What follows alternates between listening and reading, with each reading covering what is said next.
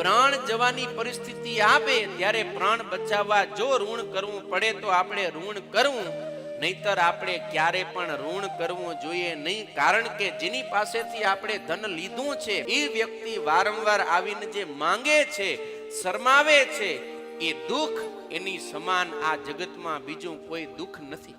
માટે ભગવાન શ્રી હરિ કે પાંચમે કે છઠ્ઠે દિવસે માત્ર શાક પાંદડું ખાવા મળતું હોય ને તો ઈ ખાઈને જીવવું શ્રેષ્ઠ.